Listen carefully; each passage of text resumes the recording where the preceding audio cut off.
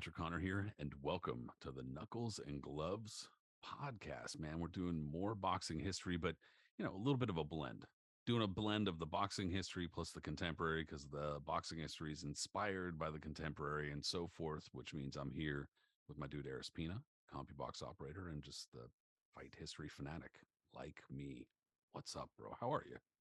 Not too bad, my friend. How are you today? Man, it's hot again. It's hot. But it's okay. We got some hot boxing talk, bro. And these fools this weekend are about to be hot, guaranteed this weekend. Because so, Heavyweights. yep, they're big boys, and that's what we're talking about. The biggest of the big boys. But first, dude, Luis Ortiz, Andy Ruiz Jr. Yeah. I mean, like there are a handful of things to talk about when it comes to this fight. Like, first of all, what do you feel about it? To me, it kind of seems like one of those things we're going to talk about today, just like fun clash between big boys. I mean, what do you think's going to happen? Should be a fun fight for as long as it lasts, to be honest, man. I mean, Ruiz is never in a bad fight. Luis Ortiz is rarely in a bad fight. They're gonna make for a good clash of styles because both of them are come ahead type fighters. Ortiz is a pressure boxer, and Ruiz is obviously with his extremely fast hands is a come forward guy.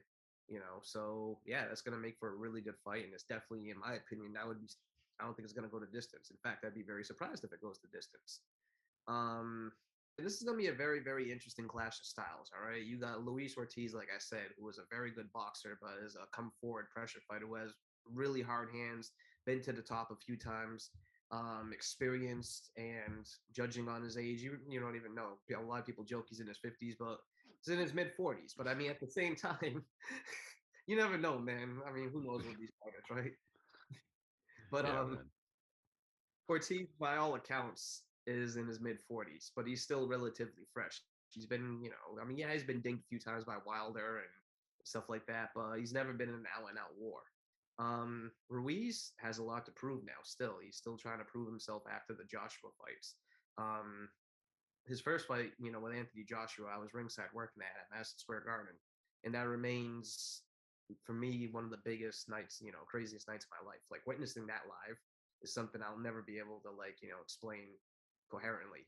Um, Watching the way he got dropped first, got right back up, and then with the flurry when Joshua went down, I almost leapt out of my seat before I was like kind of held down a little bit and like realized, oh yeah, Aris, you're still working. Relax, because you're Yeah, totally you're getting. not supposed to like get in. Yeah, yeah.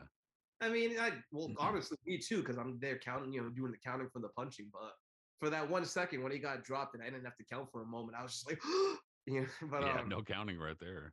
yeah. But it was just an incredible time, man. Yeah. And Ruiz did his thing that night. You know what I mean? Even though he came in as a last minute substitute, a little bit out of shape, the hand speed, the way he threw his combinations, can't deny his hand speed, man. He's probably the fastest guy in the division. Anyways, we know his history since then. Comes grossly out of shape in the rematch with Joshua. Gets thoroughly outboxed, falls into a depression. Um, Quits with his trainer Manny Robles. Then he goes with Canelo's people. You know what I mean? And stays with the Reynosos for a little bit.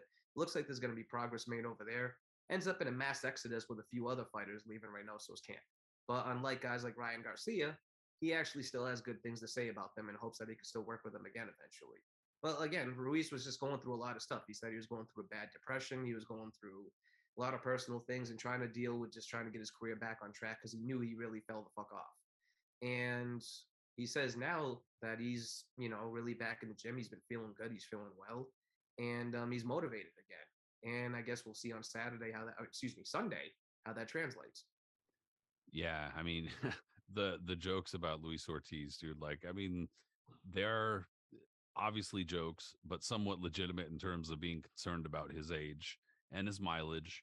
As we've talked about before, when fighters have a long amateur career or a notable amateur career, as Luis Ortiz did, for Cuba, Mm-hmm. it, it that that's not that doesn't happen in a vacuum. The damage and the mileage and whatnot is cumulative, and having to get up every day for 3 decades and do that shit fucking wears on you, and eventually it takes its toll. And on top of that, when fighters get to a certain point or a certain, accumulate a certain amount of damage, it could literally happen overnight from one round to a next round, 1 minute to the next, whatever the case may be. So it's a legitimate concern beyond the jokes. And on top of that, Luis Ortiz has been dinged around a handful of times pretty good in the Those wild pros. bombs, bro. Man, you can't eat them. You just can't eat them Wilder bombs, dude. Helene's about to find that out. No, it's literally the kind of thing where obviously Deontay Wilder has the kind of punching power that can bail him out in just about any situation, as we saw against Luis Ortiz, who did really really well against Deontay Wilder twice, and twice was just like, bro, you can't sleep, you can't fall asleep, That bro. second fight, man, Wilder literally did nothing for like 6 rounds. He just kind of Oh, let yeah. Ortiz totally outbox him. And then it all of a it sudden, looked for certain like he was gonna get knocked out. It was like, oh, bro, he's getting just softened.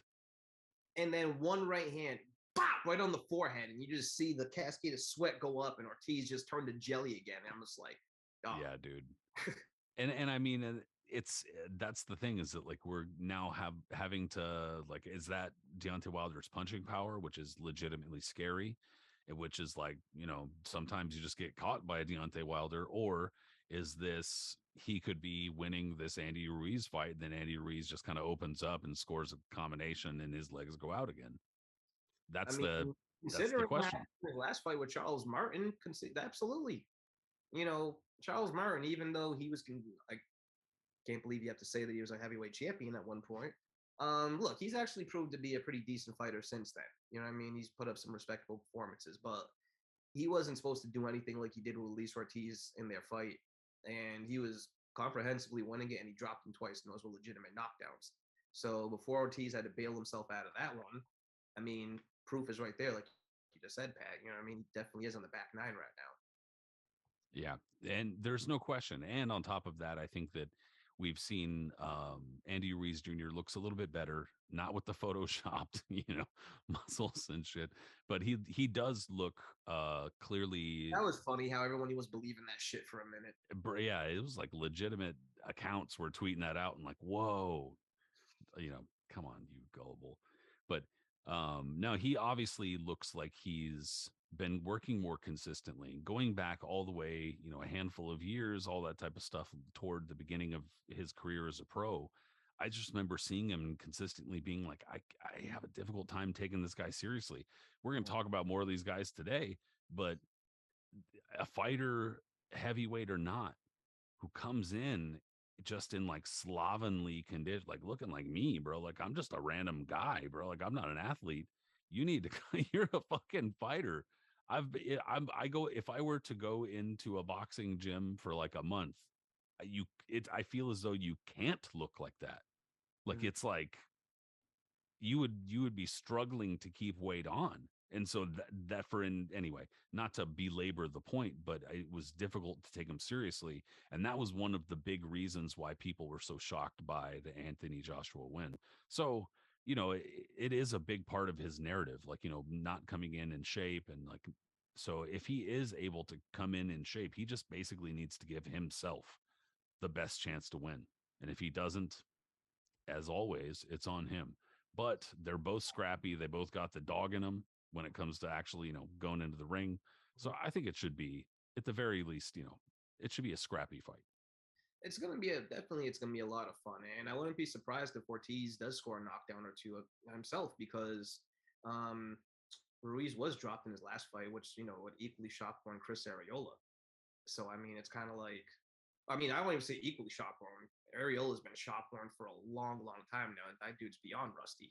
So if he was able to like wobble, excuse me, Ruiz, and like drop him in and like really hurt him and do what he was able to do on that, Ortiz is, a lot higher caliber at that point. I would still consider him. So it's going to be interesting, man. There's variables in this fight, but Ruiz is on the upswing, I would still say, potentially, as opposed to Ortiz.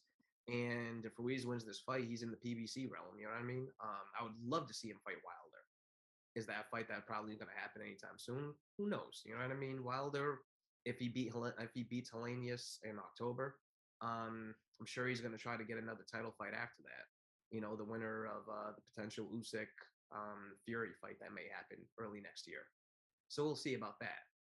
If not, Ruiz would be a viable option, man, and that fight would be a lot of fun because Wilder and his power, Ruiz, who can take a punch, but it'll be interesting to see how he can handle Wilder's power.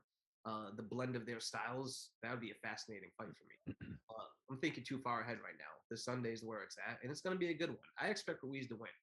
I think he's going to have some uncomfortable moments, but I think he's going to be able to stop Ortiz mid to late rounds. He seems to be more on the upswing as far as career momentum and all that type of stuff. Stylistically, I don't really know, but yeah, he seems to just kind of that's probably the safest bet. One thing I will say, and I agree with you, I think that Andy Ruiz should win. But one thing I will say for PBC is that they are pretty good at, I mean, you could call it recycling opponents, but I think that it's more strategic than that. They're pretty good at knowing how to shift guys or fighters in a particular division around. And so, if Hellenius loses to Deontay Wilder but looks pretty good, and then Andy Ruiz Jr. wins against Luis Ortiz but like doesn't look that impressive, then maybe they put him in against with Hellenius or something like that before going to Wilder, that kind of thing. So those kinds of things they're usually pretty good at, which I totally appreciate. So anyway, there are a bunch of different options. Now, right? What's that? Ron Katz works with PBC, right? I don't know if he works with them, but I know that I think he works with fighters that are with them. I don't know. I don't know if he's like their official. I know he does matchmaking or something with them, but I mean, if he's with them, that's experience right there. That's true. So because Katz has been around for forever, he's a Hall of Famer in terms of matchmaking. So I mean, yeah, he's like Joe Louis when he fought Marciano, 147 years old. It comes well, yeah, exactly. Still lively on Twitter, but I will mention also too because remember I think when I posted that we were going to be doing the show, he did say that Ortiz is apparently in tremendous shape and he's heard good things. So that's true. Yeah, that's true. No, and that's a good call and a good shout out because he did reply to that. So yeah, I mean that's a good thing. We want to see both of these fighters in the best possible shape, because I don't want to see. Who he's working with right now again? I don't know. Because I know he switched trainers. He's I don't know off the top of my head who he's working with. I honestly don't know either. Okay. And actually, before we move on to the history portion, I was going to ask too. We don't have to spend a lot of time on it, and I'm not asking you to like rail on the idea or anything, but this is a pay-per-view. Ortiz-Ruiz is a pay-per-view. And so that seems to be a major talking point as far as going into the fight. Like, I don't think anybody really minds the fight. Nobody really doesn't like the fight. It's just that number one, it's a pay-per-view, which I tend to have a little bit different view on, because for me, it's like, well, it's an optional pay-per-view, but it's not taking up a Showtime slot, like a Showtime boxing slot. I'm kind of like, whatever, like that's not taking up some slot some other fighters should be taking up, because these fighters have basically like they get paid too much for this kinds of slots or whatever. So I get it. They have to put it on pay-per-view. My only issue is that just about any time there's a pay-per-view or a notable pay-per-view, rather than being like $29.95 or something like that, it's automatically like $80. Like,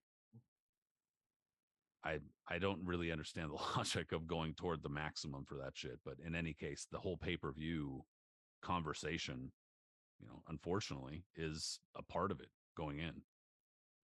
I mean, it's always going to be about that, and people will always gripe about pay-per-views, and rightfully so. The price. I mean, paying money sucks. Like, like paying more money sucks. And paying close to $100 for a pay-per-view that's clearly not worthy of a price tag like that sucks even more. Yeah, it's a deep fight card, but it's just not a fight. PBC is really good at matchmaking. It's just that there's not a whole lot of fighters on the card where you're looking, going like, oh, I know that guy, I know that guy, I know that person, I know that person. So it's like, it's a tough sell. If they put this card at like $50 or something like that, I don't think people would be complaining too much. That's what I mean. Yeah. And that used to be the normal price tag for big pay-per-view shows back in the day, in the 90s, early 2000s. When did prices start changing? Mid 2000s probably, or so, when things started getting like really premium. Yeah, like when it started going to like Tyson Lewis, I think, had like a really high price tag, for example, right? Yes, that did. And then on top of that, also when they started offering an HD option That's right. Yeah. and stuff like that, then it was almost like I'm just saying it felt like almost like an excuse for them to kind of start hammering on us a little bit more. But I Tell know you, man, shit costs Black money, Box dude. is where it was at. Long That's live the yeah, I days. never had one, but I knew of them and I knew people that had them. So of course I was like, Black We Box had one. was where it was at. Parents told me don't talk about it. They said we weren't allowed. They told me don't talk about it at school. Don't let anybody know that we have one. I mean, people knew. Everyone kind of, around the neighborhood, at least one or two people on the block had one. And yeah, everybody would come to our house to watch the boxing pay-per-views, and then I would have buddies over to watch the wrestling ones. And you also too, you'd get like either the Playboy or Spice Channel at some point. Yeah, you didn't have to. So in other words, you didn't have to just go 99, 99, 99, 99, 99. Yeah, nah, everything was good. All the new movies, everything, man. That when that box finally like ceased and desisted, which was about when was the De La Hoya Mosley rematch? I want to say like 2003 or something like that. Yeah, right around 2003, after I graduated high school. Right, I started college. That's when the box ended. Well, and that was also right around when like a lot of shit started going digital too. Yeah, So that seemed to be a big change for a lot of shit and kind of an upward tick for the price tags. But anyway, I mean, I'm not going to try to discourage anybody from buying it. If you want to buy it, buy it. If you don't. Don't listen to me. Like non-account of me, whatever. I'm looking forward to the main event, and I'm looking forward to a fairly well matched undercard. But it's a tough sell. That's all I'm saying. it is a tough sell, man. And a lot of people, again, they have every right to complain about it because they feel if they're gonna have to pay hard-earned money, especially a high price tag for a fight, they want to get what they're worth. And considering that, they would look to something, like Errol Spence against Terrence Crawford, for example, that they want to pay like premium money for a premium card. And for something like this, again, if there was a lower price tag, I'm sure people wouldn't complain as much. But the fact that we get so many pay-per-views in a fight of this caliber, which back in the day would have been on either Showtime or HBO as just like a regular main Yeah. event. Yeah, you can So see the in yeah, and I get the business of it too, because inevitably somebody would respond something to the effect of like, well, they only have X amount of shows left on Showtime, and so we can't take up that slot because of they make X amount of money. And I'm like, dude, I get it. I'm not arguing that, and I'm not arguing the business at all. I'm just saying from a fan's perspective. totally. But from a fan's perspective too, we got boxing history to talk about, bro. I That's why we're mean, big boys big here. boys against big fighters against big fighters and stuff like that. We've done a similar show previously, but oh well. We've done that recently too, where we did like the heaviest punchers or hardest punchers or whatever. It's Totally.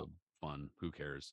um but that excuse me, Ortiz-Ruiz, both of them being fairly sizable fighters, was obviously the inspiration behind the conversation today. So yeah, man, I know you had some good ideas as far as fighters from yesteryear. And I will admit, you're probably going to bring up some fighters today that I'm like, oh shit, I wasn't I wasn't thinking about that dude. But either way, who's the quintessential for you? Like just large heavyweight. Just because I don't know, man, I find him kind of fascinating and interesting. James Broad ass. Hell yeah, dude. We brought him up on recently, almost like by accident on a recent show. So yeah, it's a good callback for sure. I mean, well, the thing with James Broad, he was clearly he's a very tragic case, and I'll explain why in a minute. But like, Broad comes from the class of 1980. Right? Same thing, the class that we brought up about Davy Moore recently, and we were talking about tomorrow's champions and just that whole doomed 1980 class. So James Broad, I wasn't sure back then. Actually, I got them kind of mixed up. I thought he was a part of tomorrow's champions, and he wasn't. He was actually going to be a member of the 1980 Olympic team. Um, he was a very, very decorated amateur, man. I mean, he just in the finals of the 1980 Olympic trials, he flattened Marvis Frazier in the first round, like beat him, knocked him out so badly that Frazier suffered a stinger or something to that effect, and that's what made him expedite his career so much. And if you notice that the surgery that he had in the back of, that surgical line that Frazier had in the back of his neck. That was because of James Broad knocking him out. So that tells you the type of power this dude wielded. Like, he was a beast. And when he turned pro, a very, very big guy, had a lot of girth to him, but like he wasn't really big yet, like in terms of like ballooning yet. He was still in shape. He was just, stocky. And when he turned pro with lots of promise. You know what I mean? He had a good record going in, fought good fights and stuff like that, and was getting featured often. But soon enough, man, that's when, the laziness and things of that matter started really kicking in with him too. Like, his weight started ballooning up more and more. At first, he was becoming he was in like the 215s, 220s, 230s. You know what I mean? By the mid 80s, we're talking now, he's still undefeated. By the time he fights Tim Witherspoon, he had ballooned up now to 261 pounds. Like, that's big. And when you see him for Witherspoon, and he was defending his NABF title in that fight, Broad is big. All right. Like, there's no way to say it around it, man. He's a big dude. He was already tall to begin with, but now he's just like girth all around. And for a guy that had good hand speed, good combinations, good skills, and everything of that matter, now that he's just like getting closer and closer to morbidly obese, it's not going to help his cause. So, anyways, Witherspoon, for his matter, Witherspoon also had commitment issues and a litany of other things going on, mainly Don King on his ass all the time. But Witherspoon obviously was a very, very talented fighter from when he gave Larry Holmes a hell of a shock to becoming a two-time champion in the 80s, yada, yada, yada. So in 85, when James Broad ends up fighting Witherspoon, I wouldn't say it was a crossroads fight, but it was a fight that people were looking upon, maybe that Broad's able to beat Witherspoon. He was ready to make that ascent to that next step. And it's two big heavyweights with discipline problems, so. And Witherspoon was already a former champion at this point too. Like, this was before he was about to become champ again and then go to 86. Anyway, so at this point, if Broad was able to beat a former WBC champion, that would have sent him right to a title fight because everything was all wrapped up for that. Instead, he came in, like I said, obese, bro. He's just big, he's sloppy. And I don't know where I read this, and I wish I can find where I read it. I don't think it was an article. I'm pretty sure it was on some message board or comment section. But someone said before the fight, either they were there or they knew someone that was there that relayed them the story, that before the fight, in the locker room, Broad was all dressed up. He had his robe on. His hands were all wrapped up.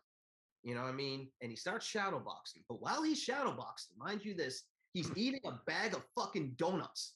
Okay? With his hand wraps on, all right? And I'm talking about like the powdered ones you get, like the Hostess ones or something like that, all right? And they said that he was pounding there and he's sitting there shadow boxing while eating the donuts and the powdered sugar all over his hands and everything like that. I'm not like, I can't say that this is absolutely confirmed story, but it doesn't sound far out of the realm of something that could actually happen. So, anyways, Broad, is allegedly eating donuts beforehand and shadow boxing and talking a lot of shit in between donut bites of what he's going to do to Witherspoon. And none of that happened. All right. Instead, what would you think would happen if a person is just pounding donuts minutes before they go into the biggest fight of their career? Well, I mean, it's about like watching, Grim Reaper Roper watching Dolomite before. Yes. Exactly. You know what I mean? And so even though Broad, like I said, he was already showing signs of just being a little funny with his commitment to training and everything like that. He had already suffered a loss to Mathis Frazier, up to the Witherspoon fight. This is still the biggest fight of his career. And now that he's blowing it away, he gets blown out in the fight. Like in round 2, is one of the most damning things that you'll ever see. I'm sure if people that listen to the show have definitely watched it, but if you've never seen it, look it up on YouTube. Witherspoon, with his classic overhand right that he has, just starts bombing the shit out of Broad. And Broad, well, it's a huge guy at this point, starts rocking and rolling all over the ring. And it's just not, it looks like a redwood getting ready to tilt, and you're just waiting for the inevitable collapse. You're just not sure when it's going to happen. And then finally, you just see, boom, he catches him again, and Broad just teeters and goes flat. Bow! And the way he crashes, and you just see all this shit, everything just jiggling. Like, you almost expect the ring to collapse. Like, that's how big it was of a drop, And damn. brutal, dude. The guy Absolutely just brutal. he got so big, and the crazy shit is that like he even got bigger from there. Yes. Yes, absolutely. He always teetered after that from, into the high 260s. And then he started going into the 280s. His last big fight of a high profile one on a high profile card ended up being against Greg Page in 1987. And at this point, man, Broad is, it's clear his commitment is gone. He's been renamed now Broad Ass by Randy Gordon of Ring Magazine. And that's a nick. I mean, it's not a nice nickname, you know what I mean? But like, and it probably hurt. I feel bad because I probably did fuck with the guy, making him hear that. And then everyone started taking it and using it.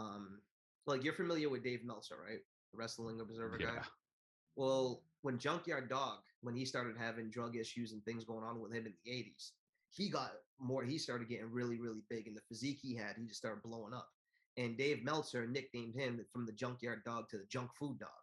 And everyone started calling him that too, So, um, but back to Broad. By 1987, he's winning fights, he's losing fights, but anytime he really steps up, he's going to lose a decision. He loses to Tony Tucker, loses to Francesco Damiani, another guy who wasn't body beautiful. And now he moves into 1987, and he's going to fight Greg Page. Greg Page, discussed him plenty of times on various shows. A member of the lost generation of the 80s, probably a charter, one of the highest members of them. Tremendous skills, but again, commitment issues, other issues, dealing with Don King, the fuckery that he had going on with everything like that. The dude was just, by 87, he was in complete limbo himself. But surprisingly, and this was on the undercard of either Tyson, Pinkland Thomas, or Tyson. It's one of the Tyson fights, one of the 80s Tyson fights. But surprisingly, they end up putting on a really, really fun competitive fight. Both of them out of shape. Broad a lot more out of shape than Page. Both of them have Jerry curls, and it's just a lot of girth in the ring. You know what I mean? But no, I'll say this: there's a lot of skill going on there too, especially inside fighting. Page had fast hands. Broad had relatively fast hands. Broad was a good inside fighter, and for all of his girth, he still had a lot of skills remaining. And Page, same thing. Page still, was showing a lot of flashes of skill throughout, and they both were trying. It wasn't like lazy. Both of them were really trying, and it made for a really fun fight. Like just back and forth throughout, and it was a close fight. And Broad actually dropped Page in the last round and almost scored a really, really close decision. It was a good fight. Like we said this weekend, every so often you get these big boys together, and they put it together action wise. Sometimes they don't have a choice. Sometimes it's pretty sloppy though. But fairly notably, I mean, even though he was outweighing him by like a lot of pounds, he also took a points decision over Patrick Lumumba couple Yes. rounds, a couple months after that. I mean, Patrick Lumumba was like 6-1 by that point, and he didn't really shake out either. But I also noticed that maybe I just didn't notice this before. Maybe I didn't really like it, didn't click in my brain. But in 1991, he defeated Maurice Smith, who was making his debut. Now, that's like, as a boxer, that doesn't really mean shit. But mixed martial arts fans, and I think he might have wrestled for a bit too. But he was in the early like UFC. Like Maurice Smith was in some of the early UFC fucking cards.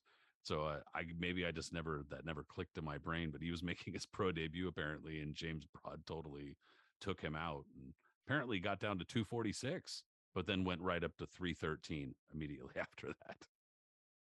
Wow. Yeah. And in between these fights too, because he was having an up and down in career, and the fights he was losing and getting knocked out in, like he was getting viciously beat up. A lot of these fights, they were once on YouTube, and now since I don't know, some of them disappeared, some of them are still up there. But like the Razor Ruddock fight is particularly brutal. The Johnny Duploy fight, we've talked about Duploy, the wild fighter from South Africa who made some noise in the late 80s. That one's particularly brutal as well. And yeah, as it went on. And in between this too, man, it has to be mentioned, he was one of Mike Tyson's primary sparring partners. You Yeah, can that's find right. that footage on YouTube, and those are brutal sessions. You should see the punishment that Tyson was laying on him, because Tyson, was notorious for not taking it easy on his sparring partners, and his sparring partners being notoriously tough, including Broad. And Broad, God bless him, man. He took a lot of clean punches against Tyson, a lot of them, as well as like as he kept on doing throughout his career. So inevitably, after Broad's career ended, man, it was a very sad turnout for him because now he ends up with brain damage. He's morbidly obese and ended up homeless, and he ended up dying around 2000, I think, still homeless. Yeah, I mean, unfortunately, just another sad, Yeah, fairly stereotypical tale. But he, like you said, was a very notable amateur and had a lot of promise at one time, but just in terms of discipline, couldn't really keep it consistent. And that meant that anytime he, like you said, went up in class, he was basically just couldn't pull it off. He was like, just couldn't get over that hump for the most part, despite those unexpected wins I was just talking about a moment ago.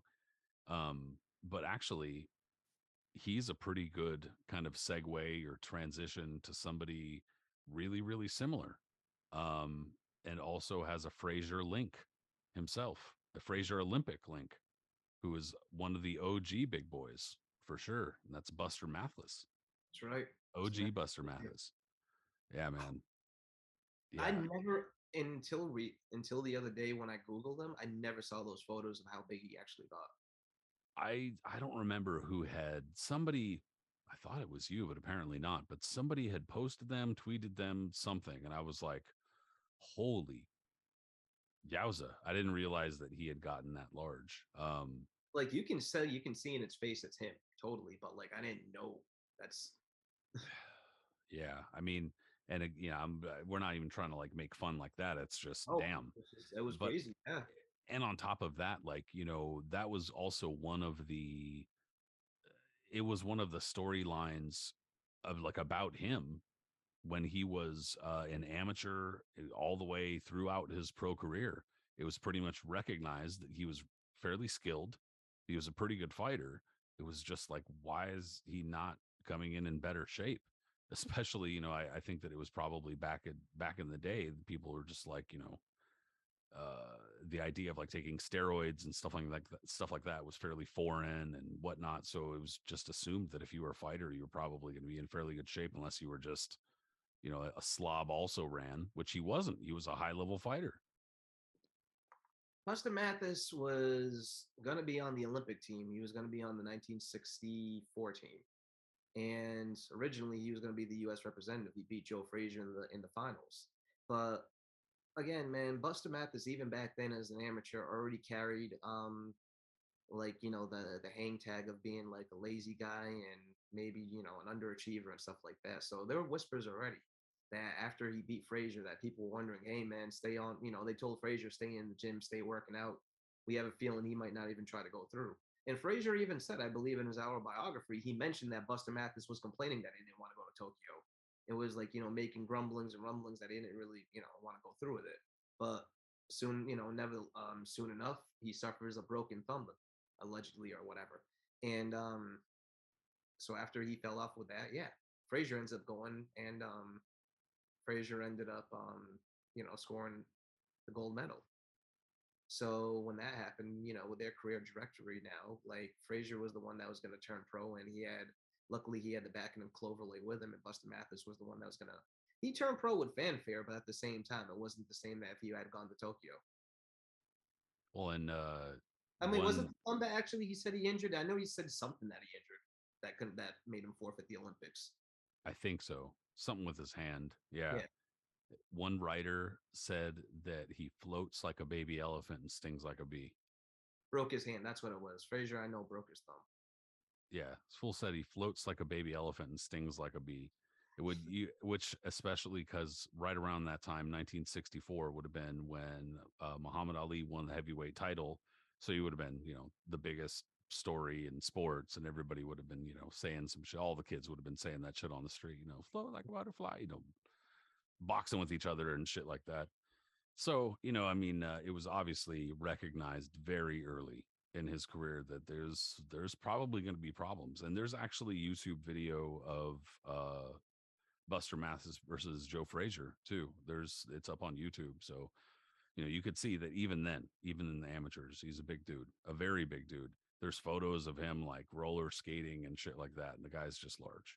Oh yeah, absolutely. He was massive. But he was an anomaly too because people would see him and you would think a guy that girth and everything like that, you would think you'd just be like a wading slugger or really slow and kind of clumsy, whatever.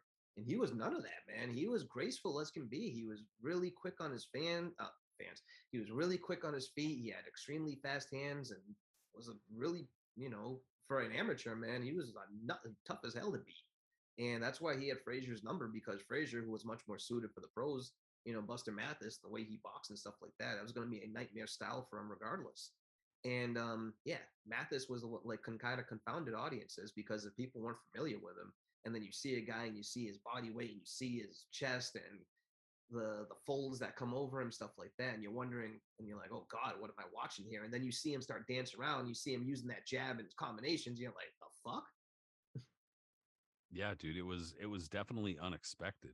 Absolutely no question. But like, also he came at the wrong time, dude. Like Yeah. even if he had been in much much better shape, he would have had a hell of a time during that era in the late 1960s, early 70s, Yeah, regardless of what he would was happen. clearly a step. He was going to clearly be a rung below them all.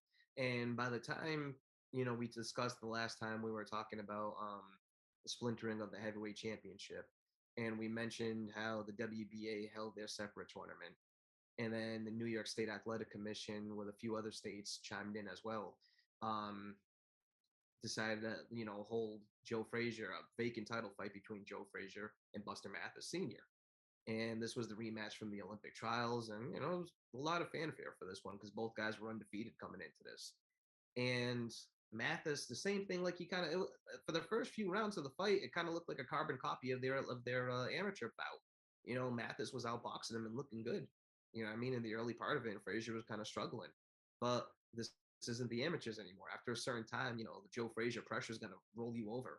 And this is a prime Joe Frazier we're talking. He hasn't quite hit his peak yet, but he's right about to hit it. And eventually Mathis was folded, man. And once Mathis went down, you saw that too. That was a splayed knockdown the way Frazier took him out. Yeah, dude.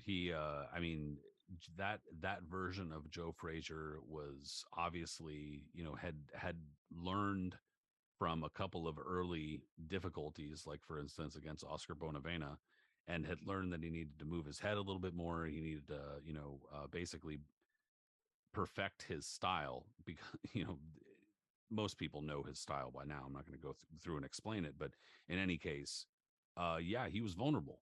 He obviously could be outboxed in stretches, sometimes outworked, but you just could not let him inside, couldn't let him get a hold of you, couldn't let him start muscling on you and stuff like that because you were going to be in deep, deep shit. And Buster Mathis could not fend him off for that long. Eventually he started fading, and obviously, there have been guys in the past who were kind of flabby or didn't really look that good, but fought surprisingly well, like a James Toney. Maybe we'll talk about him or something like that too. But regardless, point is, like, it wears on you, dude. You can't carry that weight and have it not affect you. And that's what wound up happening against Joe Frazier, apart from Joe Frazier chopping him down too. Totally, man. It's just a combination of the two. And late in the rounds too, you try to keep that pace of Frazier just constantly hounding you. It's gonna take fold, and he just folded from that. It wasn't a bad performance though. It was respectable enough that people still had some hope for him. But like you said, man, he proved as the turn of the decade into the 70s that he was still going to be a rung below. And his biggest win of his career was against another guy who was probably shop one by that time, in George Chuvalo. And he outboxed Chuvalo comprehensively pretty easily. But immediately after beating Chuvalo, again, you get a good win, you're going to step up again, you're probably going to lose it. Steps up against Jerry Corey.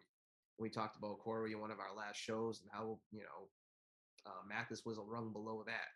Corey was right, but you got the very top of the division. Corey was right there. A guy like Mathis is right over there, and Corey proved that in the ring too. Won a pretty comprehensive decision against him. And same thing. Whenever Mathis, really tried to do it, he would kind of end up losing. His last, soon after that, he fights Muhammad Ali, and his career is more or less over at that point.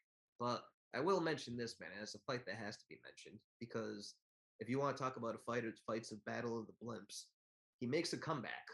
A few not almost a year after the Ali fight, and he ends up fighting another very, very big man himself, and a guy by the name of Claude Humphrey McBride. Yeah, off of the Oklahoma City circuit. Yes, the whole Pat O'Grady town. Yeah, he's got the Pat Midwest O'Grady. behind him. Yeah, exactly. Yeah. And that fight was for the World Super Heavyweight Championship. Oh, of course, bro. I thought that it probably was Pat O'Grady, The and I didn't Fairgrounds even. International Building in Oklahoma. The Fairgrounds International Building.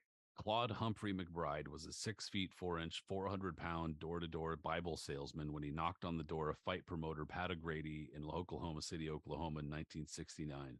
O'Grady was impressed by at McBride's size and asked him if he had ever done any boxing. Turned out McBride had indeed boxed a little as an amateur some 20 years earlier. O'Grady asked McBride if he'd like to return to the ring, this time as a professional. And just like that, the professional career of Claude Humphrey McBride began. So yeah, you were spot the fuck on, really. And that sounds about right for Pat O'Grady. So that's fantastic. It's hilarious. But Humphrey McBride, there's very few photos of him available, but he was a guy that wore polka dots. I saw that right now. Yeah. Yeah, I mean, straight up Dusty Road style. And I don't know, man. Anyways, Mathis was obviously a clear level above a guy like Humphrey McBride and stopped him in a couple of rounds, but that maneuvered him into a fight with a rampaging Ron Lyle, and that, Lyle emphatically ended his career. But Mathis, he was a guy again. He's if you were a fan of boxing back then, you definitely remembered him because he had a presence. He wasn't a top contender, but he was a fringe contender, and he probably would have done well in other eras. But like you said, when you turn to the '70s and look what he had to go against, clearly wasn't going to make it to the top.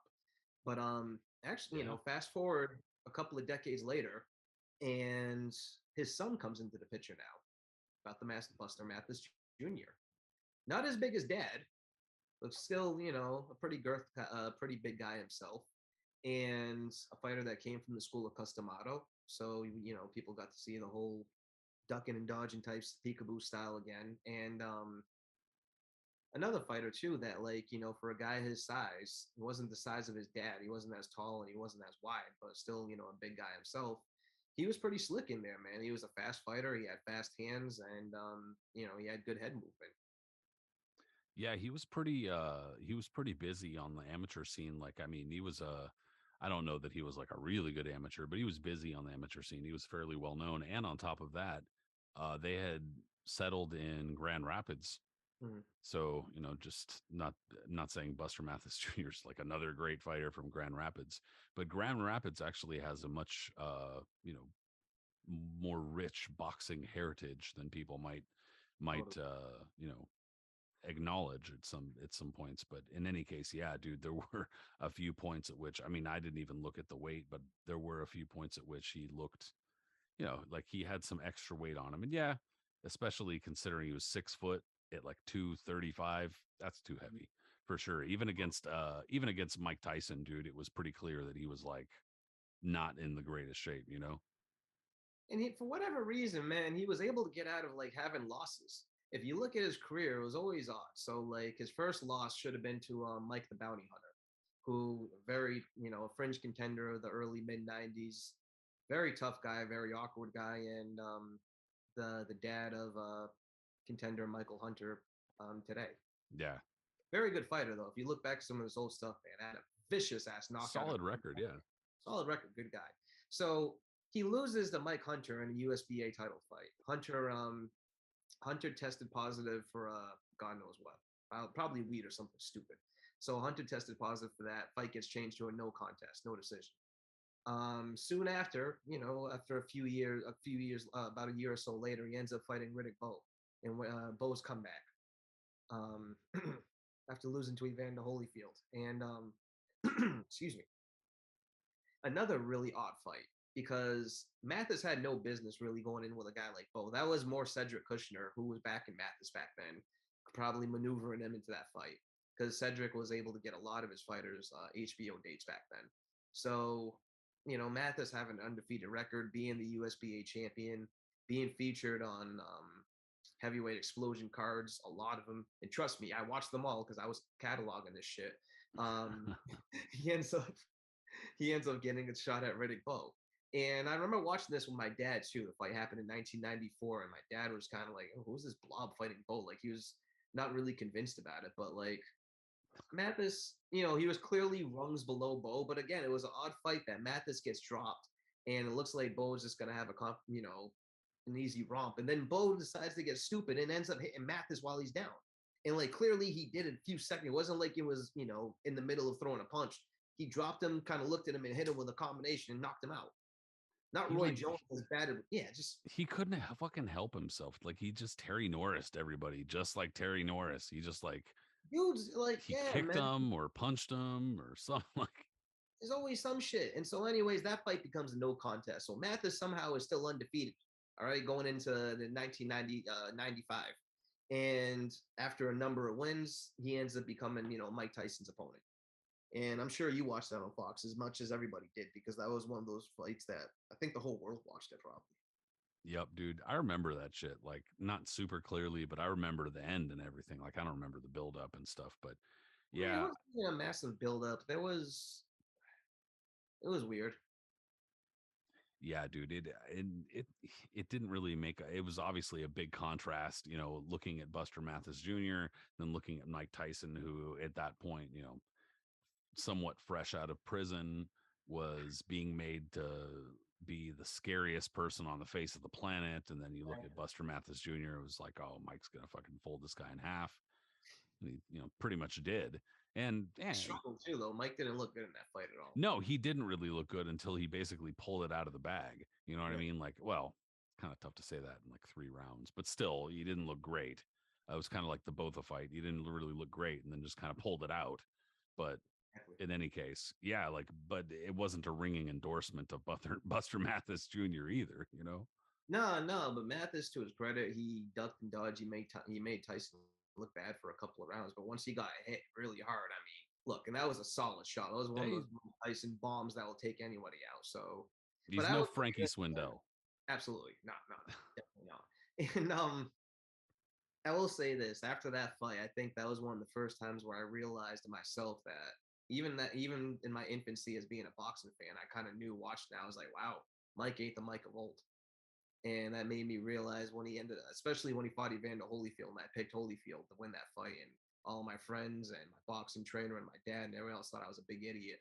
And then, ends up doing what he did. But that was like the beginning of it, because Tyson did look like shit in that fight. And there's a couple of backstories with that fight too, man. Not to go too off course, but like Mathis and his manager were in, they thought they were going to get a certain amount of money. And then at the 12th hour before the fight, apparently Mathis's manager gets summoned to Cedric Kushner's room, and Cedric said that he wasn't able to pay them the amount that he needed, and that like to take a pay cut for the fight or something like that. They weren't going to do it. There was all kinds of arguing and some kind of shim sham going on, and finally the fight still goes through. Like, I don't know, the whole thing was a fiasco, but it's the mid 90s, and Mike Tyson's life at that point was a fiasco. So Yeah, absolute train wreck. So probably shouldn't be any surprise that exactly. it's anything untoward happening there. Ridiculous. No, totally. And but yeah, so after that, man, Mathis gets got an HBO date against Obed Sullivan, and soon after loses Lou Savaris. But to his credit, it's a respectable career against some good names. So Yeah, it's actually not. Neither of the Buster Mathises had bad careers. yeah. They just, I guess, both of them lacked discipline on some level. But And they had good backstories too, like the whole father yeah, son thing and what was going on, and Buster Mathis somehow still being alive, because I know he had suffered a bunch of heart attacks up to that point and had other health issues. So yeah, dude, wild shit for sure. totally. But lest anyone think that we're just picking on like large in that way fighters, I'm going to take it back to the 1920s and 30s to a fighter who, at least at that time, was considered large, but not really. But nonetheless, a dude who was born in Italy, but I think of Croatian descent, Arthur Deca. So, dude was not that big, but they were always writing about this guy as a giant. And so of course I had to go do some searching and stuff like that, cuz to be totally honest, we talked about this subject before, but I was like struggling. I was like, damn, I remember fighters we brought up before, but like I want to talk about some new shit too. Like I want to talk about some new fighters. And so I was looking around on like the newspaper archives and shit like that, and like, all right, biggest fighters, heaviest fighters, fattest fighters, and stuff like that. Because just seeing like who was writing about what. Mhm. And Arthur Deca was a fighter they were always talking about as a giant or the heaviest fighter or biggest fighter. And anyway, he wasn't that big, but he was born in Italy. I think of Croatian descent. I guess it would make sense because he was born in Trieste, Italy, which is right near the border of Italy, near Croatia and Slovenia. But the only reason why that kind of popped up in my head is because another Italian fighter who fought out of Trieste is, our boy Nino Benvenuti. He was actually born in Slovenia, so that kind of why it's like, oh, connected that in my head. But anyway, he wasn't big. Deca, he was like by today's standards, like at all. He was like 6'3", 220, 230. So not that big. But in the 1920s or 30s, that was like, oh my God, this guy's so huge. Especially if they could fight. I think it was kind of just like, holy shit. But I think that a lot of it was just he was referred to as a giant by the way promoters exaggerate. Like, just like how they do in pro wrestling too. There was calling Andre the Giant like 7'3" and 7'5" and shit like that. And in reality, he was like, don't get me wrong, fucking massive at like 6'10" or whatever it was, but he wasn't like as big as they said. And probably the same type of shit here.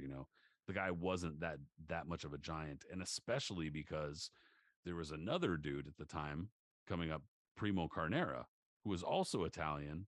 He just wasn't heavyweight champion yet. He was just still kind of like just getting famous, and I think it hadn't quite made the rounds yet how massive this dude was, because they would like literally send him on publicity tours where Primo Carnera would just go out in public and people would just walk up to him and be like, what the fuck? And he'd hold out his He hands, and was people, massive, man. yeah, people are Carnero like, was a giant. like with their little teeny hands on his hands, and people are like, oh my God. So that's the crazy thing to me is like Primo Carnera also existed. So this dude wasn't a giant, and you knew that. But even so, it was fairly interesting that they were both Italian, and they actually tried to match them. And the funny thing was, so Arthur Deca was supposed to get in there with Primo Carnera, and what they were going to do was they were like, all right, well, let's run Arthur Deca through George Godfrey, the Laperville Shadow, not Old Chocolate, 1800s fighter. But Nah, Jack Dempsey sparring partner. yeah, exactly.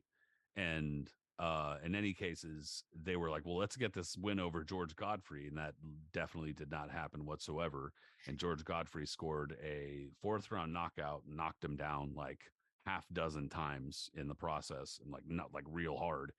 And so that kind of like marked a downturn in his career. And the Primo Carnera fight never happened because Carnera went on to become heavyweight champion.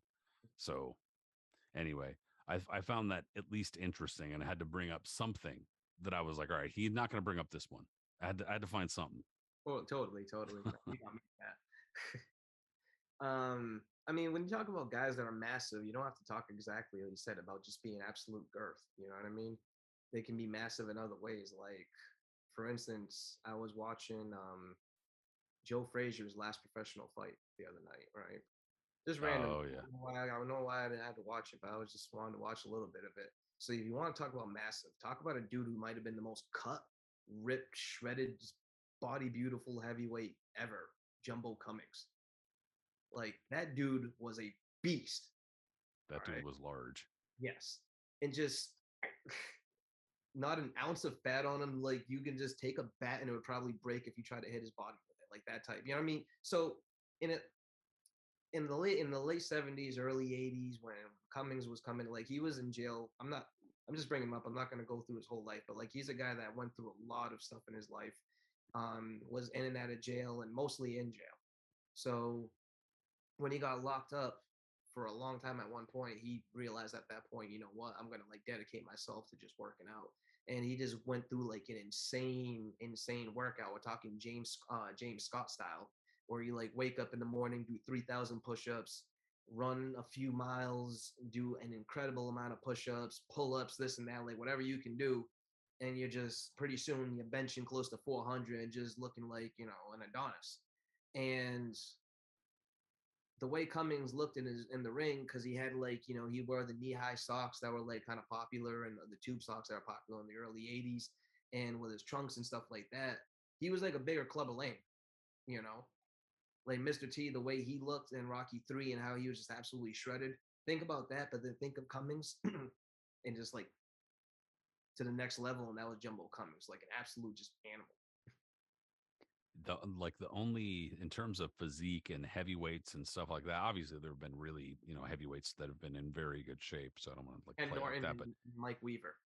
and Cleveland Williams was fucking like, like when they like sculpt fucking bodies and shit like that, it's just like holy shit.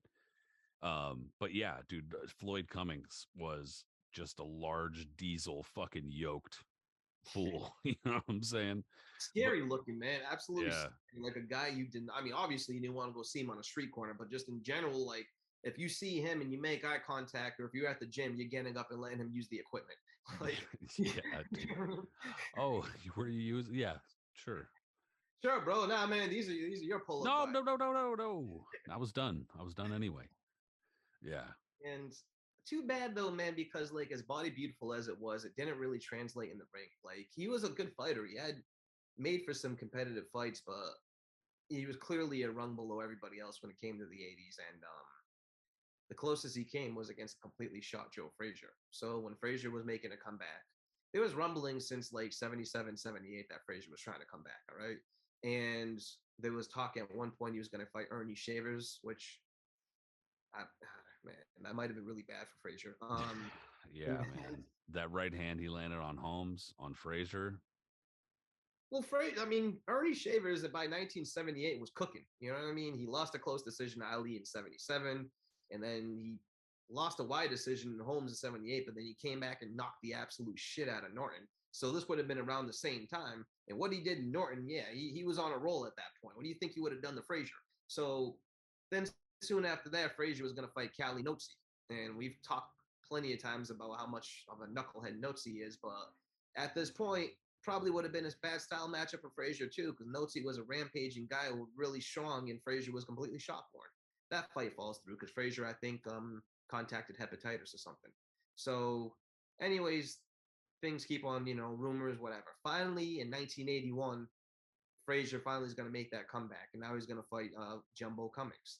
And Cummings' only loss, I think, at this point was to Ronaldo Snipes, who was a young up and comer himself, who'd go on to be a contender. And but it was just like one of those fights that you're just kind of like, okay, well, it's morbid curiosity, but no one really wanted to pick it up either. No one was trying to watch it. It ended up being somewhere on the outskirts of Chicago, and I'm not even sure who televised it. Like it just, you know, it was an afterthought. People just thought of it as like a freak show, like Ali coming back to fight Burbick. Like, you guys, please just stop. But anyways, it happens. Frazier goes the distance, and they just give him clearly as a gift, and almost to say like, don't, you know, we won't let you lose over here, but just please, if we give you the straw, retire. And that's what happens. So he retires. But coming soon after that, you know, he was almost like a stepping stone. Like anytime he really stepped up, he'd lose, but he always put on fun fights. The only one where he got completely splayed, knocked out, was against Jeff Sims. Like Sims, that I've only seen the briefest of clips on it. Well, if you watch the beginning of the intro of Tyrell Biggs against Jeff Sims, Jim Lampley is like narrating some stuff, and then he mentions Jeff Sims, and they showed a clip of it, and it's just a monster right hand because Sims was a monster puncher, and you know, Jumbo Cummings goes from a massive muscles to a bowl of porridge in 1 second, just splayed out, you know. Bigger they are, harder they fall, dude. You know. Yeah. But his last fight of his career, he fights another guy who was completely yoked and shredded himself too. And I forgot we should have mentioned him as well, Frank Bruno. And That's true. Yeah. yeah, Yeah. Good old Frank Bruno. He was always in really, really good shape. Yeah. still is, man. Bruno is always just ripped. And in their fight, Bruno gets caught with a monster in the first round. You know, Bruno's undefeated, and he should be a step. Cummings should be a stepping stone. But in that first round, Bruno gets caught with a right hand at the very end of the round, completely gone.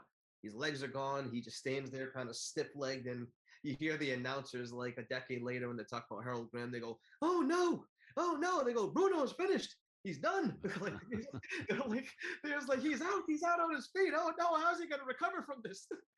Bang on the chin. And they're like, Lawless has to put water on him. Terry Lawler, he has work to do. And Bruno is gone. His eyes are like his spinning around. He takes his mouth opens up. He takes a big yawn because he's just like, what the fuck? He's gone. But to his credit, he comes back and knocks out Cummings. And Cummings' career is over. But like, yeah, man, I just, not when we talk about massive guys, they don't have to be obese. Sometimes they can just be ripped to shreds. And Cummings is one of the most imposing figures in heavyweight history. Not, the record was nondescript and he lost most of his big fights, but when it just comes to absolute physiques, that dude was a unit. Yeah, that dude was large. That's for sure. He was a massive, massive dude. It's just that just, generally speaking, that kind of musculature doesn't translate that well to boxing just because, physiologically speaking, that kind of muscle needs a shitload of blood and oxygen, which means you're fucking gasping, a couple rounds into the fight. Anthony Joshua, Frank Bruno, these dudes have learned this the hard way more than one time. He couldn't knock out Joe Frazier in 1981. Right? Yeah. Brutal, dude. Yeah, I mean, taking him out. Fortunate, dude. Super unfortunate. Well, that Frazier ended up in that position, I guess. But I mean, Joe had, sadly, the singing. It was totally. I've said this before, and I'll say it again. It was totally for the best that both of them didn't win their last fights. Because Don King for absolutely positive that Don King would have tried to make Frazier Ali 4. No shit, doubt dude. in my mind. No fucking shit. Absolutely. Either him or Arum or somebody would have tried to make a Frazier Ali 4. Hey, you both won. What about it, guys? Well, the only upside to that would have been that would have just been another Frazier Ali fight for you to have a fucking vintage shirt of. Yeah. It's true. Yeah. It's true. I got another fighter though. That's a pretty good one. And I thought about that, but I was like, nah, I won't bring that one up. So I'm glad that you brought that one up because I wasn't going to. But one that it just totally randomly came to me. And I was like, oh, damn, that's a good one. Because it's kind of in left field a little bit, but totally fits the description here. And that's Pia Wolfgram. Yes. Totally. Definitely a large foo. Definitely a large dude. Tongan, fighting out of New Zealand, 1996 Olympic silver medalist, lost in the finals to Vladimir Klitschko. And in the Olympics, in order to get to the finals, he had to defeat Duncan Dokiwari, who I know you're familiar with. Because, yeah, didn't he fight for a few Cedric? And I think I'm pretty sure he did. Oh, absolutely. And he was also featured on a Boxing After Dark. Yep. Yeah, because they had that it was like young heavyweights or whatever card. A number of years after the Tua, David Tua, John Weiss, Shannon Britton, that card. Yeah, exactly. Yeah. They did the second young heavyweights, because this one they featured Juan Carlos Gomez in the first fight. Duncan Dokaware, who wasn't really young at this point, against Dominic Gwynn. And then Macy against DeVarrell Williamson. So yeah, that's right. Yeah, and DeVarrell Williamson was also like 37 or something by that point. Yeah. So I mean, it wasn't really stretching the young factor there, guys. But they were also pushing, I think, Messi. They weren't really pushing DeVarell.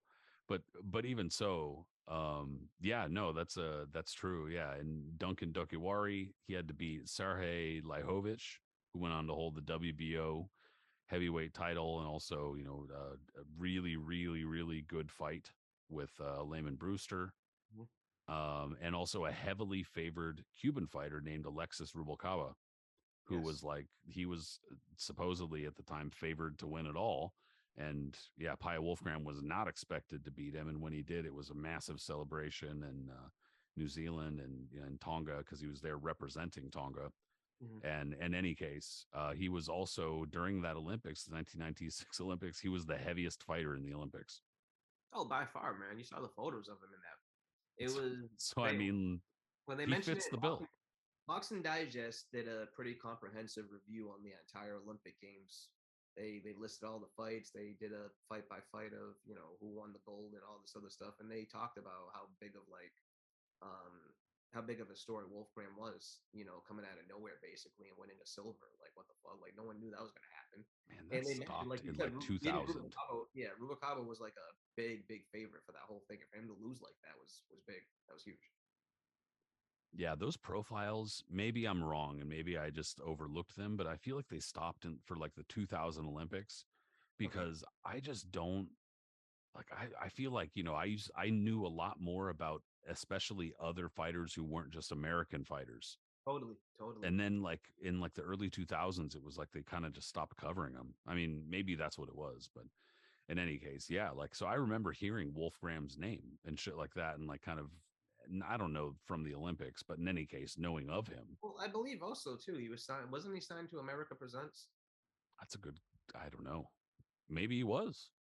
That wouldn't surprise I me. almost think he was, man, because I know he was featured on TV, and like I want to say he was a little bit like something.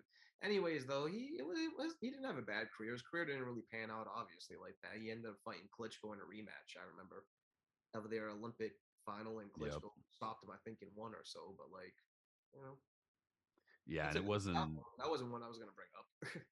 it was just kind of ugly too. It wasn't even like he wasn't like a clean one punch knockout or anything like that. He just kind of like clubbed him into submission like against the ropes, and he was like, went down and couldn't quite beat the 10 count. And I mean, look, dude, getting knocked out by Vladimir Klitschko, there's no shame in that. The guy was a massive puncher, just a massive guy in his own fucking right. So I mean, that he wasn't a heavyweight champion by that point. I don't think so. No, he wasn't because he got that from now. He got that later on.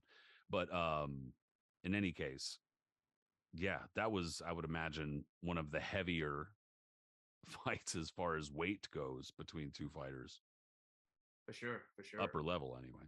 Um, Another fighter from that era, I guess, too. Ooh, You can bring I'm up. I'm Oh, sorry. go ahead. One last thing, I totally forgot. His last fight was against Corey T Rex Sanders, 292 pounds versus 290 pounds. Wolfgram, that is. Yeah, T Rex Sanders was a big boy himself, man. He was Yeah, huge. I was anyway, sorry, go ahead. Oh, totally, man. You could bring up Samson Pahua from that era as well. That's true. Yeah. Most well known for getting bit by Andrew Yeah. Wow. I mean, dude, he made the rounds, the heavyweight. So it's kind of Yeah, not fair yeah. that that's what he's remembered for, but I mean, still. it's just such a infamous moment though. Like Galata, because it's so blatant. Like the camera was right there, and Galata full went on Dracula on his ass and just Yeah. like Yeah, he didn't even like hide it or these nothing. people who are just writhe in pain. Like, how did they not get disqualified, man? The teeth marks were there. It was bad. But yeah, he was pretty big for that fight. And then his other notable fight as well is when he ended up fighting Jesse Ferguson, one of my favorites on Boxing After Dark. And Ferguson, put on a really good performance for himself too, man. Ferguson was cooking near the end of his career, a nice little run near the end there. And Ferguson, put in some nice body shots at the end, hit him with a right hand or another hook, and Pahua just went down, got counted out. And Ferguson had a nice little interview at the end of the fight where like he was like, "Look, man, I know I'm never gonna be a Hall of Famer." He was like, "No, I'm never gonna be a world champion or like pound for pound, whatever." But he was like, just keep this in mind. He said, "Nobody's ever given me anything." He was like, "I work for everything I got." And he was like, "I just give you my best." And Larry Merchant was like, "You're a Hall of Famer in my book, man." I was like, "Oh yeah, that's cool," because he could tell Larry always liked him and kind of respected him. But Yeah. another guy though to bring up, another 80s heavyweight. Well, that's actually I want to say more 70s because his career ended in 1980, 81. But Leroy Jones. Okay. All right Yeah, then. Leroy Jones. Um in the late 70s, he's that's when I would say he emerged. He was a former New York Golden Gloves champion, a guy who another one, man. If you looked at his body, you wonder what the hell because he was another dude. He was really tall, he was big, but he was just like really heavy set. And but he could box. Another guy that wasn't a slugger or anything like that. He wasn't as graceful as I would say Buster Mathis was footwork wise, but he had fast hands, he had a good jab, and he knew how to box. And he put up a really good record there in the late 70s. All right. So two New York Golden Gloves championships. 1971 heavyweight novice championship, 1972 heavyweight open championship, and I mean nobody famous on his record that I see, but not I mean on the amateur record that is, but still, I mean, obviously if you're it's kind of tough. Like we've talked about this before, it's kind of tough to discern these days because winning a golden gloves like now, not to say that it's bad, it's obviously good, but back in the day it was like if you were a golden gloves winner, and especially if you were like a multiple time golden gloves winner, that seemed to be a pretty decent predictor, like you were going to go on to be a pretty good fighter. And that's not to say that, Leroy Jones, looking at his record, 25-1-1, 13 knockouts, it's not a bad record at all. But nonetheless, it's generally speaking, back in the day, if you won the golden gloves, it meant that you were going to go on to big things. And but I'm still not sure if anyone like I'm not sure how much fanfare he had when he turned pro either. You know what I mean? Because if you saw the way his physique and how he looked stuff, I think people weren't really sold on him and just thought that he was going to have a limited, future ahead of him. Even though he showed the skill he did when New York Golden Gloves, because again, that's never easy, especially during when he was winning them. So he turns pro, and he's based out of Denver, but like he was fighting in Denver, Colorado in the early days. He was also fighting in the seedy back ends of Vegas, not on the Strip, but places like the Silver Slipper and the Silver Slipper, one of those old casinos that used to hold Mm-hmm. fights every Wednesday, and they would feature guys from contenders to prospects to absolute journeyman fighters, but always usually competitive fights, man. They were held every Wednesday for a number of years, and yeah, it's a cool little venue that like completely smoke filled when you went in there and everything like that. But this was the type of place where Jones was like getting his boots wet, so to speak, right? Cutting his teeth, and he's going through the circuit. He's beating guys over there. Denver, Silver Slipper, still his first big win, I guess. I would say was against Jody Ballard. You know what I mean? Fringe contender, gatekeeper, so to speak, for the of the division back then. But still, a few other guys he was able to beat at that point too. Roy Cookie Wallace, who was another guy that didn't have a great record, but a very tough guy himself and a gatekeeper. John Dino Dennis, who was from Massachusetts, had a very inflated record, but did have good skills and is best known for getting bludgeoned by George Foreman and Jerry Cooney. But these are the guys he's been able to get on his record. Finally, he hits pay dirt in '78. He beats Mike Weaver for the NABF title, and that's when people start like actually, even though Jones again he's still be getting joked on and people talking about his physique or whatever, but people are respecting him as well. Weaver still had a bad record. He was still kind of going through like an in between phase of being a part-time fighter and a full-time fighter, but he was moving along more towards being a full-time fighter at this point. So Jones being able to beat him, is a good feather in his cap. So after a few more wins at the turn of 1980, that's when he's able to get a title shot with Larry Holmes. Yeah, dude, beating Mike Weaver at that stage was like, he had a tough time staying consistent himself.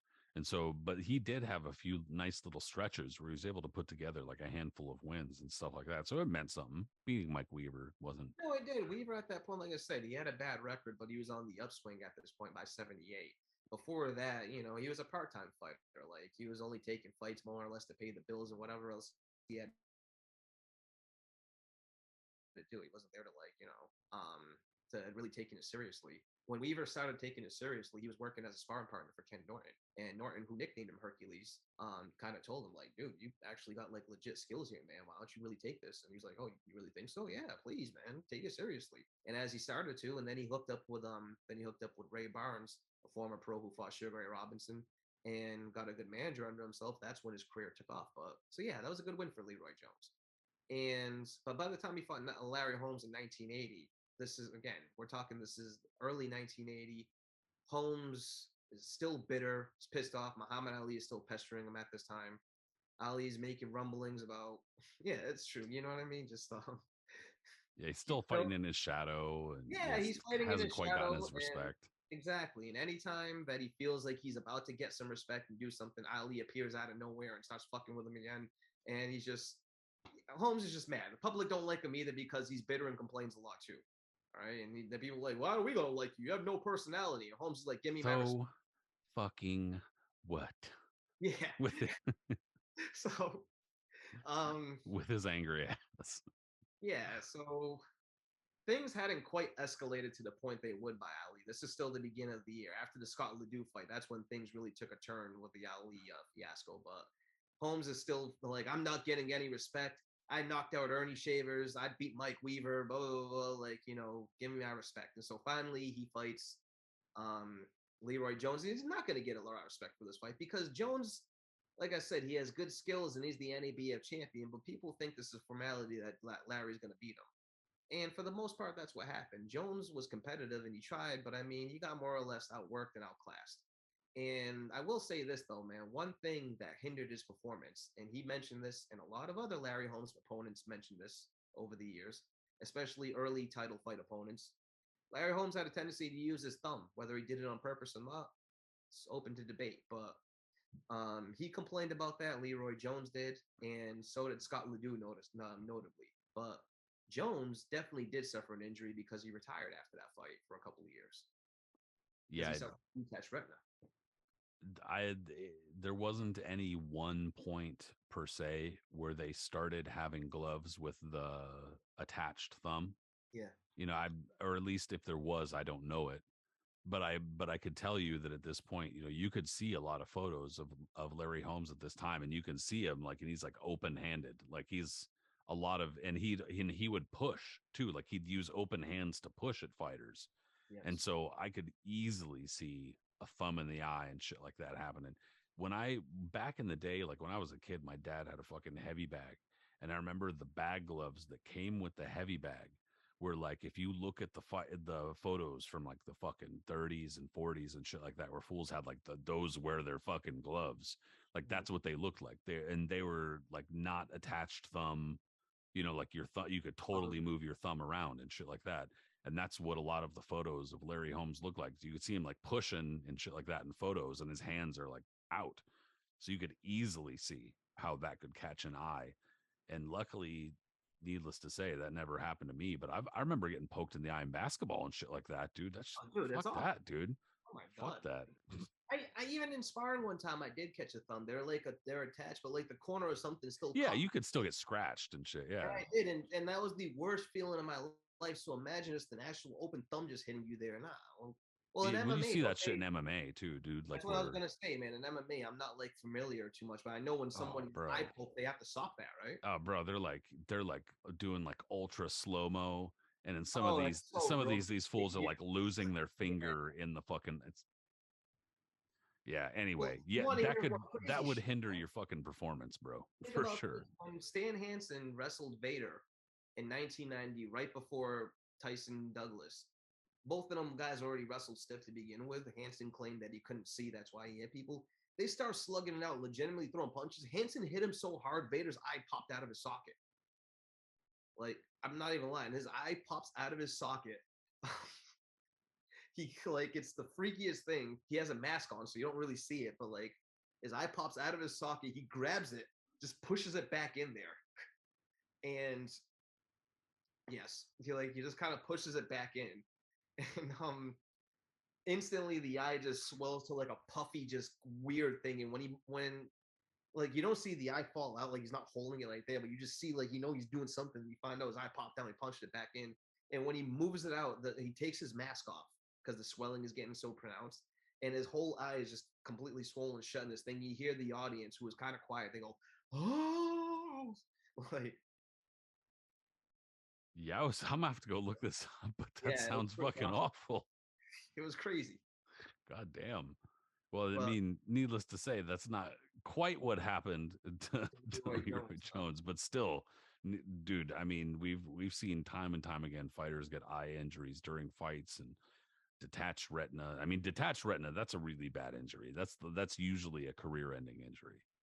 can be, yeah, absolutely. It's gotten better over the years in terms of how people can treat it and recoveries and stuff like that. But like, nah, look what happened with Sugar Ray Leonard and others in the Yeah, past, I and wouldn't fuck with it. I mean, I definitely not. whatever, it's your eyes, but I wouldn't fuck with my So eyes many personally. stories out there over the years in history that we've discussed about people that have suffered bad eye injuries and then No shit. they got it treated, but they went back to their career and then eventually decades later ended up blind.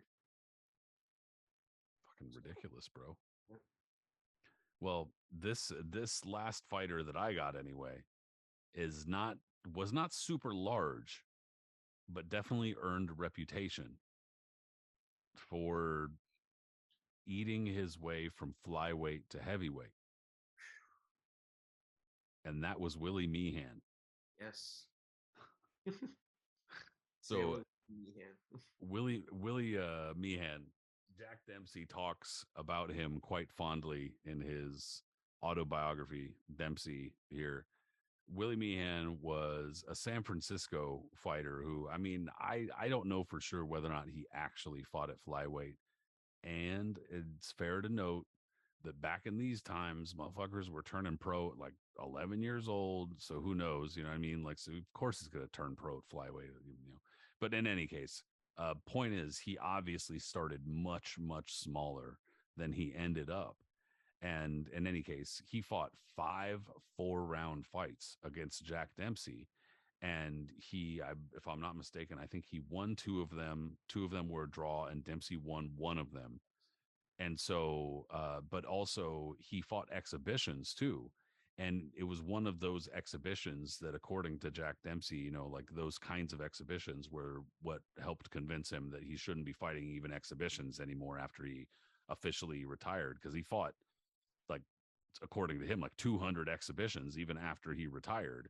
So I mean, and on top of that, Jack Dempsey was fighting exhibitions fairly regularly during his career before he technically retired too. But anyway, back to Willie Meehan. He specifically was known around San Francisco for being a clown, for being somebody who, if you got in the ring with him, he was going to make you look bad. He was going to fuck around a lot. He was going to like play jokes on you and, like, you know, tap you on the shoulder type of shit, and, like, you know, piss you off, basically, not really fight you, but maybe do just enough to kind of beat you type of thing. And that's literally what Jack Dempsey said he did, that he made him look so bad that he was pissed off enough that he took it out on his next opponent because he was pissed off that Willie Meehan made him look so bad. And in any case, he writes a couple of funny things about Willie Meehan in his autobiography there. And Willie Meehan was a funny looking guy too. Yeah. He was a clown. That's what everybody knew him as. He had a gnarly ear, I think, and just clearly a guy that had been through the ringer in his career. Yeah, he they said that, I think, if I'm remembering correctly, there was something about him working down at the docks or something like that in San Francisco, and he was just like a tough dude, you know, like he was Oh, not often not in super great shape, but that he was always down, like, to scrap, like that you could call him last minute and then he would fill in last minute. He'd fight, like, you know, here and there on these shows in San Francisco, and that he was fairly I'm sure he reliable. was fighting during his breaks on the off work too. You know what I mean? Like Cleveland Williams said during his breaks when he was working in the mills and doing what he was, you know, working in the fields, that whenever they had a break, they would just go out there and beat each other up. So One of the world's oldest pastimes, you know. and last guy I'm just gonna mention briefly, he passed away this year actually, was a heavyweight from South Africa who didn't really make a name for himself in the States, but he was notable because he was a huge guy at one point and ended up knocking out Cali Notsi in the first round, clear out of the ring, and finishing his career. So good for him. His name was Jimmy Abbott. Jimmy Abbott, okay. Jimmy Abbott is his name, man. So in the late '70s, we've talked about how, well, besides what was going on in Sun City, there was a little bit of wave of South African fighters making their ways into the States, including heavyweights at this point. You had Harry Coetzee, Cali Notsi, and to a lesser degree, a guy like Mike Shoot, probably fucked up his last name, and a couple others. But Jimmy Abbott was part of that group. Bigger than all of them, wider than all of them. And if you saw a photo of him, because he had this like blonde curly hair, there's a photo of him in Ring Magazine. It's the article, I want to say, and I'm pretty positive of this one, from the Howard Cosell issue, where they do a feature on the South African heavyweights. And when they mention Jimmy Abbott, they show a photo of him, but at a certain angle, and with his mouth open and with the curly hair, he looks like a super heavyweight Napoleon Dynamite. You know, like he does. He just totally, because he has the mouth open, He like, you know. definitely has that 80s look to him. He's got like kind of a mullet looking, like kind of shaggy hair. Yeah, totally. But he had like this kind of like fro going on in the very early late '70s, early '80s that made him look, you know. So, but yeah, he was just a dude that was like an anomaly. When you saw him, man, he was just massive, but he was really popular and he wasn't a bad fighter. I mean, he ended up fighting a couple of Americans. Eddie the Animal Lopez beat him, and I think Marty Monroe or someone else. Yeah, I think he fought. But yeah, I just wanted to mention that guy, man, because he was different looking. Cause there's not a lot of footage on him out there. There is something that has surfaced on YouTube now on one of my favorite pages called Last Round Full Screen. The guy puts up a ton of rare footage, and he put up a clip of Jimmy Abbott's fight. Let me actually look it up really quick. I'm curious which one it was. Yeah, I looked it up real quick, and it said that he had that he grew up pretty rough, that he had a very tough upbringing, and that he nonetheless wound up going on to be a very, very good South African amateur, and considered even now to be the best South African heavyweight to never win the South African title. Um, so I mean, and on top of that, he's from Gauteng, which is or Gauteng. I'm not entirely sure how that's pronounced, but I do know that as an area that has produced a lot of very good fighters out of South Africa. We did an entire South Africa, episode where we talked about nothing but South African fighters. So I mean, we're at least somewhat familiar with the scene and know how lively it is, despite the fact that it's not really covered in the US and the fact that not a lot of American fight fans know about it. But I'm not gonna lie, I'm not like a Jimmy Abbott expert or anything. I had to look No, this no. up I mean, myself. yes, that's the thing about our show, man. We got to bring up the random, most obscure, and like, if you look at his record too, man, Robbie Williams is a guy that ended up fighting for a cruiserweight title, and Abbott beat him again. Like I mentioned, Eddie the Animal Lopez, he beat Walter Santamore, who was a fringe. Well, I wouldn't call him a fringe contender, but he was a gatekeeper in the heavyweight division. Fought a lot of notable names, the late '70s, early '80s, and again, he knocked the hell out of Cali Notsi in one round. So that alone makes me an instant fan of him. And there was clips of him like afterwards, like you don't, like I said, you don't see his fights on YouTube, but he became popular after his career ended. He like gained a lot of weight and then he lost a lot. And I think he either like got involved with like becoming a religion, like pastor, did something. But there was a Yeah, lot of that's what clips. it said. But there was a lot of clips of him on YouTube, hanging out with past opponents and just looking like he was having fun and jovial. He looked like a very fun, jovial guy. I mean, he's a large foo, but he definitely looks happy in all Yeah, these photos. Like he definitely looks like a happy dude. Like he had like he was content with whatever was going on in his life at that moment. But it says that that he wound up being a preacher or pastor or something like that, yeah, fighting totally. religion. But yeah, that's definitely not a fighter that I would have brought up. So that's so we were just zinging back and forth, which is good. Good stuff. And also on top of that, yeah, dude, if you look up some photos, the guy he fits the bill for sure. And the fact that he wound up scoring a first round knockout of Kali Kanutse or however that's pronounced, that's a-okay with me, bro. A-okay Chef's kiss. with me. Straight up. Yeah, man. Anybody that knocks out an apartheid lover is cool in my book. Oh, true. Yeah, dude, just that entire period is so ridiculous. Needless to say, I know we did an entire show on it, but fuck, It's very ridiculous. intense, man. Very, very intense. But this has been kind of light. I mean, there was a few dark moments, but it's mostly been a lighthearted show. So Yeah. I'll talk about that crap. Yeah, dude, I will say it has been, I love talking about the true crime and I love talking about the tragic stuff just because, not because I love the tragedy, just because I love the history, not the tragedy necessarily, but it has been nice to definitely keep it at least a little bit lighter or Totally. heavier, but lighter in tone. Mm-hmm, mm-hmm. For sure, man. Hey, I appreciate it, dude. I know you did some researching and studying up, dude. We always got to do a little bit of studying up for this and researching. So I know that it takes up time, and I appreciate that, man, for sure. Absolutely, man. It's been a blast as always. Hey, everybody, thank you so much. If you listened in, as always, please go ahead and subscribe via the podcast apps and leave us a comment, those kinds of things. Appreciated. If you watched on YouTube, hello and thank you so much. And subscribe there as well. Reply, all those sorts of things. Actually, I will say real quick, I've noticed a lot more people replying lately. Thank you so much because hey, we like reading the replies and reading feedback for sure. So much appreciated. As far as social media goes, we're also there. The Knuckles and Gloves podcast is on Facebook and Instagram. It's also on Twitter, and individually, that's generally where we're hanging out on Twitter. Aris is on Twitter as Punch Zone Aris. Me, Patrick Connor, I'm there as Patrick M. Connor. We'll talk to you there, Aris. Take it easy, bro. Have a good one, everyone. Later, everybody.